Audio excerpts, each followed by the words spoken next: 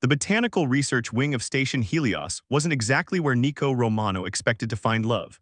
Between carefully monitoring his collection of exotic plants from across the galaxy and maintaining precise environmental controls, romance was the last thing on his mind. That was until the day the crystalline botanist from Crystallos arrived. Jin materialized in his laboratory like a prism catching sunlight, her translucent form refracting the ambient light into delicate rainbow patterns across the walls. Her crystalline structure shifted and chimed softly as she moved, creating a melody that made the leaves of his specimens quiver in response. "Your specimens appear to be thriving," she observed, her voice carrying harmonic undertones that reminded Nico of wind chimes in a gentle breeze. "The luminous orchids from Centauri Prime are particularly robust."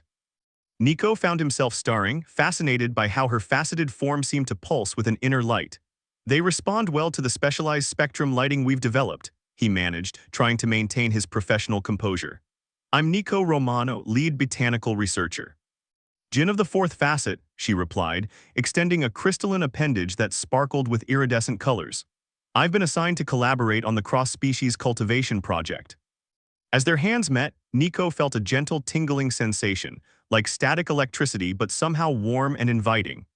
Jin's crystal structure briefly harmonized with his body's electrical field, creating an unexpected moment of connection that left them both startled. "My apologies," Jin said quickly, her form shifting to a deeper blue hue that Nico would later learn indicated embarrassment. "Crystalline biology sometimes resonates unexpectedly with organic life forms." "No apology needed," Nico assured her, finding himself charmed by her reaction. "It's fascinating, actually. I've never worked with a crystalline being before." Over the next few weeks, they fell into an easy rhythm of working together. Jin's unique perspective on plant life, seeing energy patterns and nutrient flows that were invisible to human eyes, complemented Nico's more traditional botanical knowledge perfectly. They spent hours discussing the intricate dance of photosynthesis and the complex chemical languages plants use to communicate. But it wasn't all scientific discourse. Nico found himself increasingly drawn to the way Jin's form would shift colors with her emotions. Rose gold when excited about a breakthrough, deep purple when contemplating a puzzle, and a soft, warm amber that seemed reserved for their quiet moments together. One evening, as they were monitoring a particularly delicate night-blooming specimen from the outer colonies, Jin asked the question that had clearly been on her mind. "Humans place great importance on physical appearance in matters of attraction, do they not?" Nico nearly dropped his scanner. "We do, though it's not the only factor," he said carefully, wondering where this was leading. "Then my crystalline form," she left the thought unfinished, her color shifting to that uncertain blue again. "Is beautiful," Nico completed without hesitation. "Different from human beauty, yes, but no less stunning. The way you reflect light, how your colors change with your emotions, the harmony of your movement, it's like watching art come to life." Jin's form blazed with a brilliant golden light that filled the entire laboratory. "On Crystallos, such words would be considered a formal declaration of courtship intent," she said softly. "And if they were meant that way," Nico asked, heart racing. "Then I would say that humans are not the only ones who can appreciate beauty that differs from their own kind," Jin replied, her form shifting to a deep rose color he had never seen before. As if on cue, the night-blooming flower they had been monitoring burst into bloom, its bioluminescent petals casting a soft glow around them. Nico reached out slowly, giving Jin time to pull away if she wished. Instead, she extended her own crystalline hand, meeting his halfway. This time, when their energy fields harmonized, neither pulled away. "We'll have to write quite an interesting report about cross-species collaboration," Nico joked softly. "Indeed," Jin chimed, her laugh like crystal bells.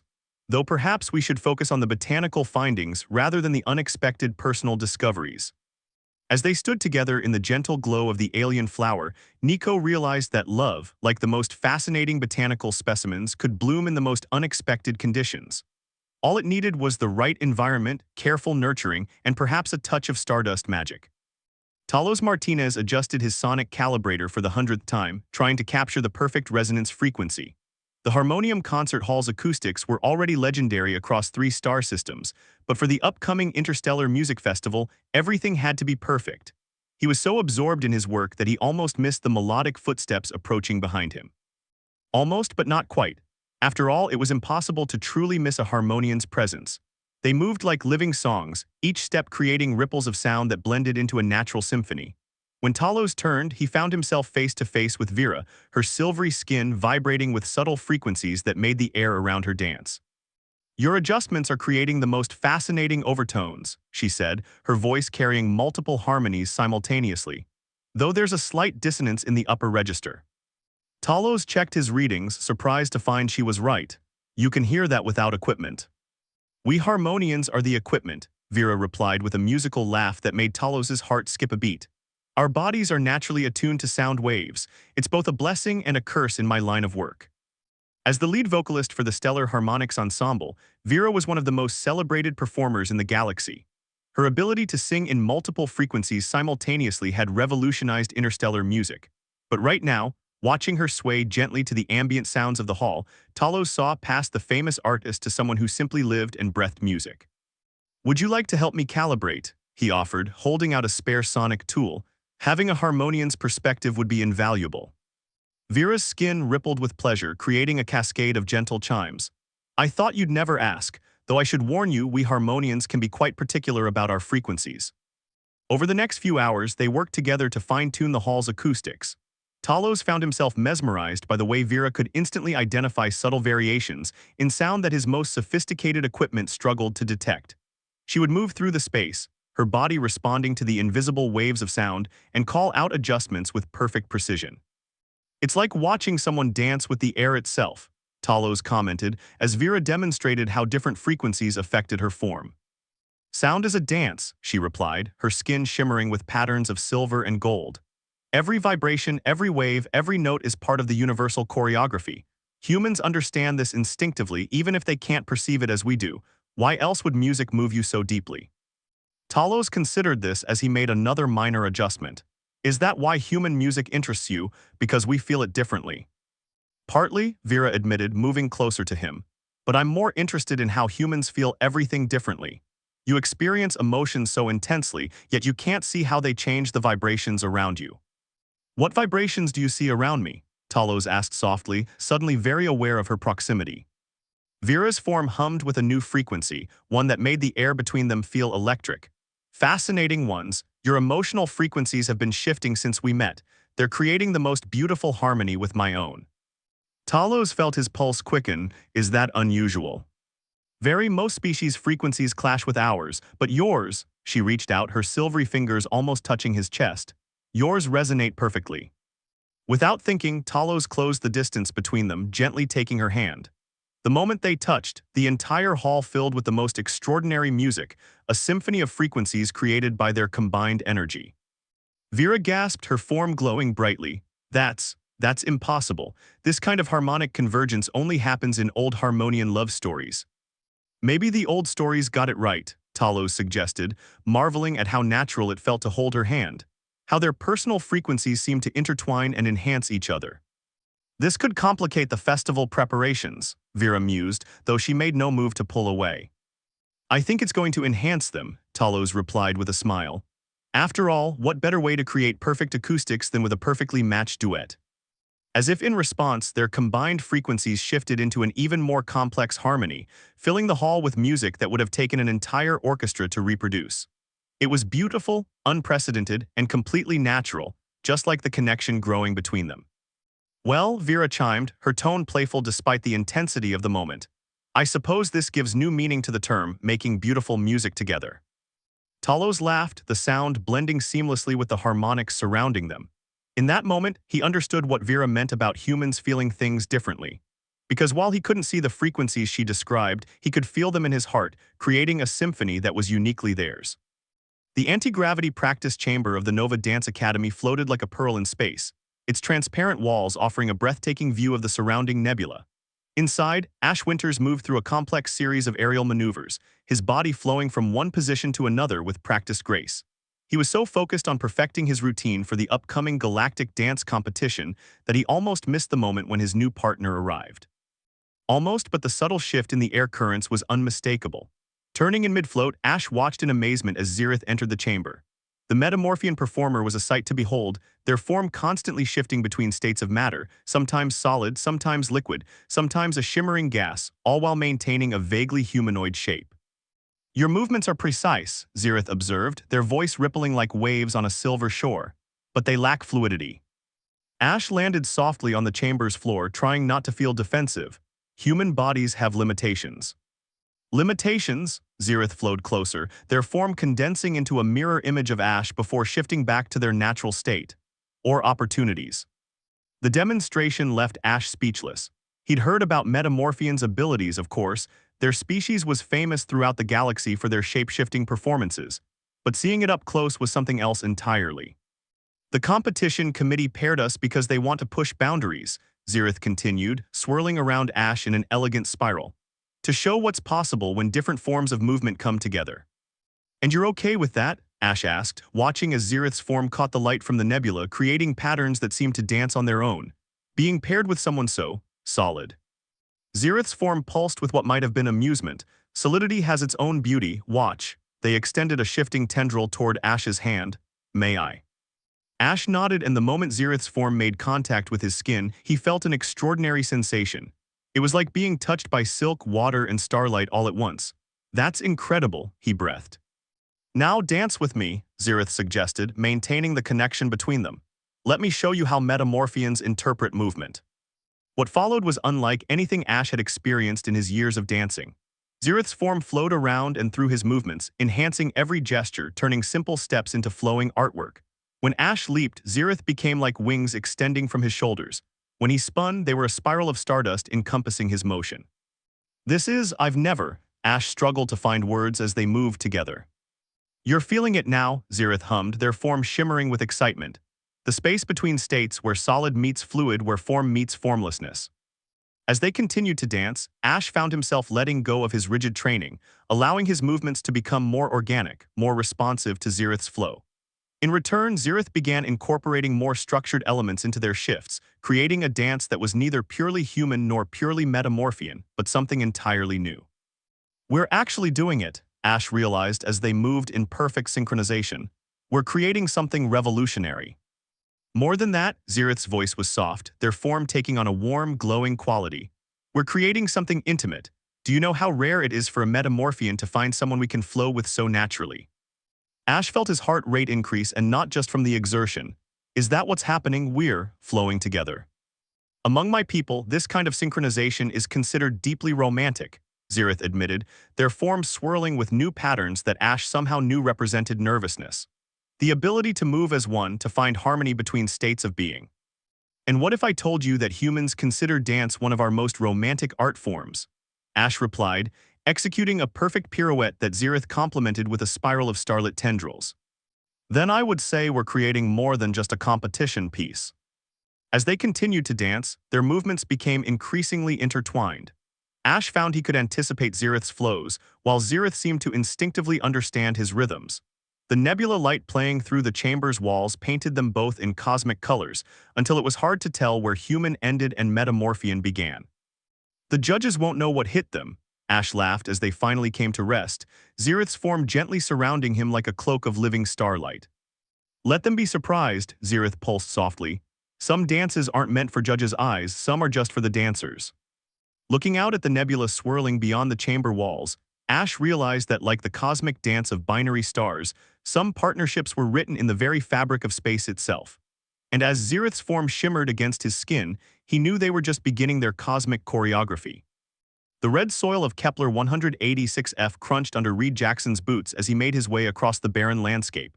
His terraforming equipment readings weren't making sense. According to the data, this section of the planet should have been showing signs of recovery. Instead, the ground remained stubbornly lifeless, refusing to respond to any of his carefully calibrated treatments. You're hurting her, a melodic voice called out. The planet, she's in pain. Reed turned to find a Verdonan standing nearby, her skin the deep green of old-growth forests, patterns like leaf veins flowing across her surface. Delicate structures that resembled branches curved from her head, swaying gently despite the lack of wind. Nissa, he acknowledged, the environmental empath. I didn't expect you until next week. I felt the planet's distress from 3 systems away, she replied, kneeling to place her hand against the red soil. Your machines are too harsh, too invasive. They're forcing change instead of nurturing it. Reed fought back a surge of defensiveness. These are standard terraforming protocols, tested on dozens of worlds. But this world is different. Nissa's eyes, the color of sunlight through leaves, met his. She's been hurt before, abandoned by her first inhabitants. She doesn't trust easily now. You talk about the planet like it's a person, Reed said, though he found himself captivated by the way Nissa seemed to pulse with the same rhythm as the world beneath them. All planets are alive in their own way, she explained, her branch-like extensions swaying more rapidly. They have memories, feelings, patterns of energy that flow like blood through their cores. We Verdonans can sense these things, can communicate with worlds in ways your machines never could. Then help me understand, Reed found himself saying, surprising them both. Show me what you feel. Nissa's expression softened. She held out her hand, and after a moment's hesitation, Reed took it. The moment their skin touched, his world exploded with sensation. Suddenly, he could feel everything, the dormant potential in the soil, the faint whispers of underground water, the planet's slow, steady heartbeat. Oh, he breathed, overwhelmed by the input. This is incredible. This is how Verdonans experience worlds, Nissa explained softly, her hand warm in his. We don't just see what is, we feel what could be. Through their connection, Reed began to understand what she meant about his methods being too harsh. He could feel how the machines disrupted the planet's natural energy flows, how their artificial processes clashed with the world's own rhythms. I've been going about this all wrong, he realized, trying to force the planet to change instead of working with its natural patterns. Now you're beginning to understand, Nissa smiled, and Reed felt her approval ripple through their joined hands like sunlight. Healing takes time, patience, and most importantly, trust. Over the next few weeks, Reed and Nissa worked together to develop a new approach to terraforming. She taught him to listen to the planet's needs, while he adapted his technical knowledge to work in harmony with the world's natural processes. Slowly, patches of green began to appear in the red soil. But it wasn't just the planet that was transforming. Reed found himself increasingly drawn to Nissa's gentle wisdom, her deep connection to the natural world, and the way her presence made everything feel more alive. He noticed how her skin would glow with bioluminescence when she was excited about a new growth, how her branch-like extensions would reach toward him when they worked closely together. The planet isn't the only one learning to trust again, Nissa observed one evening as they watched twin moons rise over their first successful forest. You've changed too. Being around you changes people, Reed replied, watching the moonlight play across her leaf-veined skin. You make us see the world differently. Is that all I make you see differently? There was something vulnerable in her question, something that made Reed's heart race. No, he admitted, reaching for her hand. As their fingers intertwined, he felt the now familiar rush of connection, but there was something more this time, a warmth that had nothing to do with planetary energy and everything to do with personal chemistry. On Verdana, Nissa said softly, we believe that all life is connected, that sometimes souls grow together like intertwining roots, becoming stronger together than they ever could be apart. And what do you believe about us? Reed asked, watching as her bioluminescence created patterns that seemed to match his heartbeat. I believe that some connections are as natural as plants reaching for sunlight, she replied, her branch-like extensions gently brushing against his cheek. As inevitable as seeds taking root in fertile soil. As if in response to their words, the ground beneath them trembled slightly, and new shoots burst from the soil, growing and blooming in accelerated time. Within moments, they were surrounded by a garden of alien flowers, their petals glowing with the same bioluminescence as Nissa's skin. The planet approves, Nissa laughed, her joy rippling through their joined hands. Well, who am I to argue with a planet? Reed smiled, pulling her closer. Their first kiss tasted like rain and sunlight, and somewhere deep beneath them, the planet's heartbeat seemed to synchronize with their own. The quantum research lab aboard the International Science Station was Phoenix Walsh's sanctuary. Here, surrounded by holographic equations and quantum field visualizers, she could lose herself in the mysteries of the universe. That was, until the day a being made of pure light stepped through her quantum gateway. Lumen appeared first as a shimmer in the air, then coalesced into a humanoid form composed entirely of radiant energy. Their body pulsed with colors that shouldn't exist in normal spacetime, creating patterns that made Phoenix's quantum equations look simplistic by comparison. Your research into quantum entanglement drew my attention, Lumen said, their voice resonating at multiple frequencies simultaneously. We Prismans have been studying similar phenomena for millennia. Phoenix struggled to maintain her scientific composure. She'd heard of the Prismans, of course, beings of pure light and energy from a dimension that intersected with our own at quantum points, but seeing one in person was something else entirely. You're actually here, she managed, reaching for her scanner before stopping herself. Sorry, that would be rude, wouldn't it? Not at all, Lumen's form rippled with what might have been amusement. Curiosity is a trait our species share, though we tend to experience it rather differently. They gestured, and suddenly the lab's quantum visualizers exploded with new data, showing levels of reality Phoenix had only theorized about. This is incredible, she breathed, watching as patterns of light and energy danced through dimensions she'd never been able to observe before. You can see all of this naturally. Just as you naturally see in 3 dimensions, Lumen explained, moving closer. Their light cast no shadow, but Phoenix felt a warmth that had nothing to do with thermal energy. Though I find your perspective fascinating as well, the way you piece together the universe's puzzles despite your limited sensory input is remarkable. Over the following weeks, Phoenix and Lumen worked together, combining human theoretical physics with Prisman practical knowledge. But it wasn't just science they were discovering. Phoenix found herself increasingly captivated by the way Lumen's form would shift and pulse with emotion, how their light seemed to brighten whenever she entered the lab. Your quantum signature has changed, Lumen observed one day as they worked on mapping interdimensional coordinates. It's harmonizing with frequencies I've never seen in a human before. Phoenix felt her cheeks warm. Is that a bad thing? Unexpected, Lumen replied, their form shifting to include hints of rose gold. But not unwelcome. Among my people, quantum harmony between individuals is significant. Significant how? Phoenix asked, her heart racing as Lumen's light seemed to reach out toward her. It indicates a compatibility that transcends normal spacetime, they explained, their voice taking on a softer resonance. A connection that exists simultaneously across multiple dimensions. You mean like quantum entanglement? Phoenix suggested, remembering how 2 particles, once connected, remained linked no matter the distance between them. Similar but more complex, Lumen's form pulsed with new patterns. It's rare enough between prismans, between a prisman and a human, it should be impossible. I'm starting to think impossible just means we haven't figured out the right equation yet, Phoenix said, deliberately stepping closer to Lumen's radiant form. The moment they touched, the lab's instruments went wild. Phoenix felt a sensation like falling through light itself, as if every atom in her body was singing in harmony with Lumen's energy. Colors she had no names for bloomed behind her eyes, and for a brief moment she could see reality the way Lumen did, a vast, interconnected dance of quantum possibilities. That was, she gasped when the sensation finally ebbed. A quantum kiss, Lumen finished, their form now pulsing in perfect rhythm with her heartbeat. In my dimension, it's considered the most intimate form of connection. It's pretty intimate in this dimension too, Phoenix laughed softly, still feeling echoes of the contact tingling through her body. Though I have to admit, when I started studying quantum mechanics, I never expected it to lead to an interdimensional romance. The universe has a way of entangling the most unlikely particles. Lumen's voice carried both amusement and tenderness, though I suspect even it didn't see us coming. As if to emphasize their words, the quantum visualizers around them began displaying a new pattern, one that showed their energy signatures interweaving across dimensions, creating something entirely new and beautiful. We're going to have to write a whole new set of equations to explain this, Phoenix mused, watching as her own bioelectric field began to mirror Lumen's quantum patterns. Some things can't be explained by equations, Lumen replied, their light enveloping her in a gentle embrace.